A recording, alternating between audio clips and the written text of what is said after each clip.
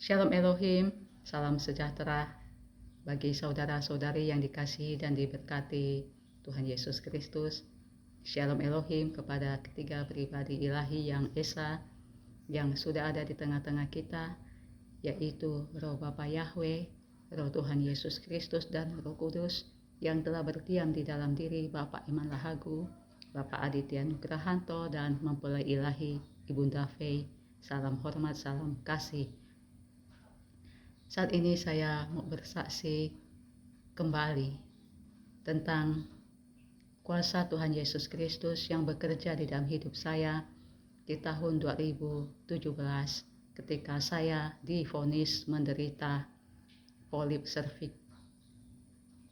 Saat itu saya dikuret selama 3 kali, dan yang kali terakhir saya kuret di tahun 2017 di bulan Januari. Itu kali terakhir saya dikuret. Setelah saya ketiga kalinya dikuret, saya memutuskan untuk tidak lagi menjalani tindakan medis tersebut. Dan sejak saat itu juga di tahun 2017 sampai saat ini saya tidak pernah lagi berkunjung ke klinik kandungan atau ke dokter kandungan. Karena saat itu saya memutuskan untuk saya berserah kepada Tuhan Yesus Kristus, berserah kepada kuasanya atas segala penyakit yang saya derita. Lalu saya bertemu dengan Pangeran Ilahi, yaitu Bapak Aditya Nugrahanto, yang di dalam channel YouTube, channelnya bernama King of the Kings, 1000 tahun damai. Di tahun 2023 saya memutuskan untuk sama sekali tidak mengkonsumsi satu pil pun, satu obat pun sejak saat itu. Jadi kurang lebih hampir 3 tahun saya sudah tidak lagi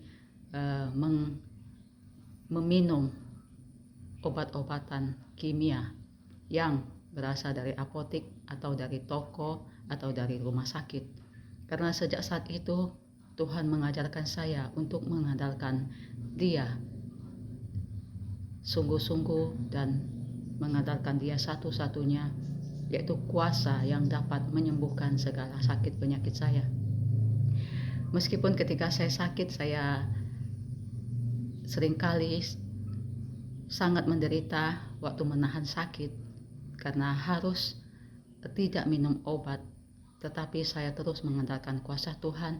Jadi hari demi hari kuasa Tuhan itu menguatkan saya dan memampukan saya dan menyembuhkan saya.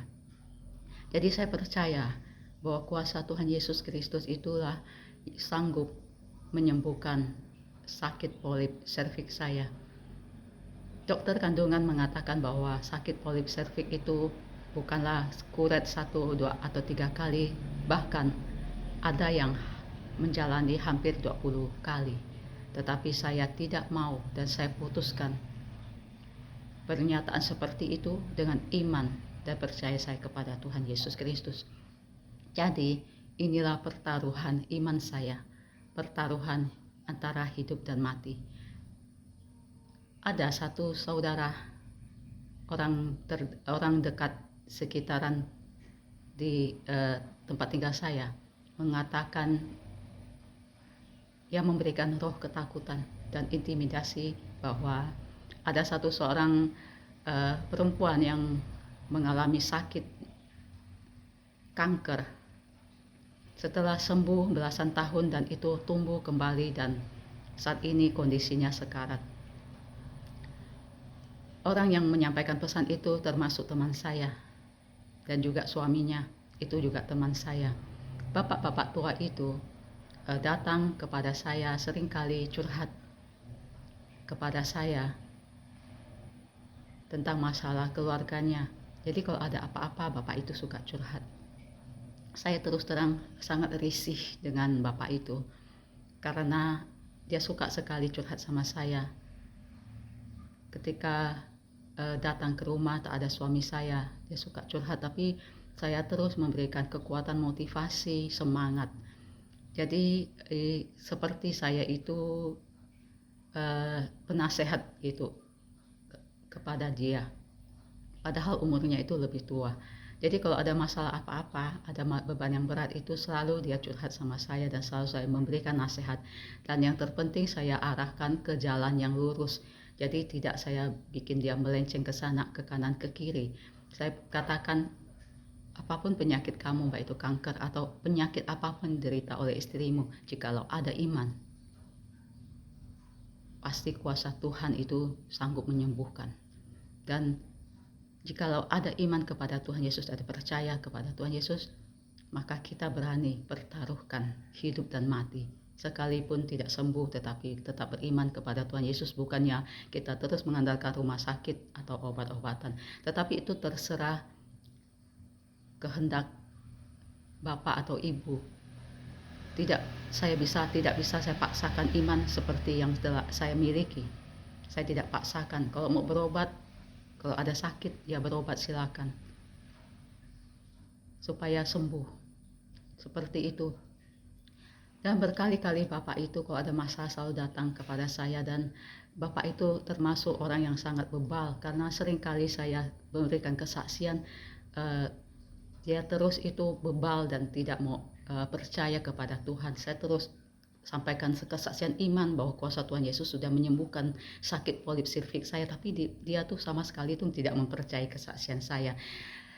Dia sering berganti kulit. Jikalau saya lagi kuat, dia ada masalah, dia selalu curhat sama saya selalu kasih nasihat, kasih kekuatan, motivasi. Tetapi ketika saya ada masalah dan itu ketahuan sama dia malahan sarankan saya untuk saya pergi berobat ke dokter, periksa, cek, dan minum obat, dan saya disuruh untuk ke gereja. Bayangkan, Bapak itu tidak ke gereja, tidak beriman, tidak percaya kepada Yesus.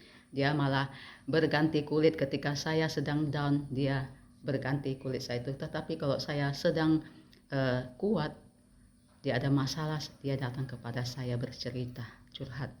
Seperti itu saya sudah sangat risih dengan Bapak itu.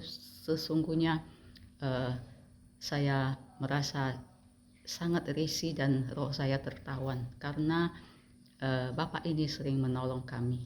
Jadi seumur hidup itu saya merasa saya kurang tidak pernah menerima pemberian dari seorang pria. Saya jarang sekali menerima pemberian orang, kadang saya tuh menghindari dan saya menolak. Tetapi saat ini Bapak itu sering memberikan pemberian dan itu saya merasakan sangat risih dan saya merasakan ada sesuatu yang udang di balik batu seperti itu.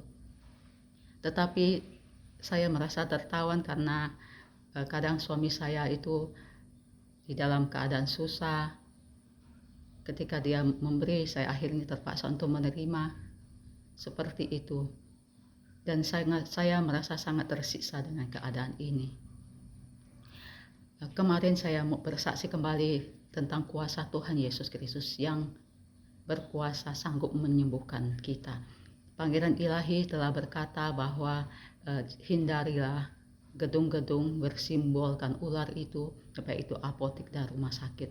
Karena yang mereka suntikkan itu ketika kita sakit bukan lagi antibiotik, tetapi adalah cairan vaksin.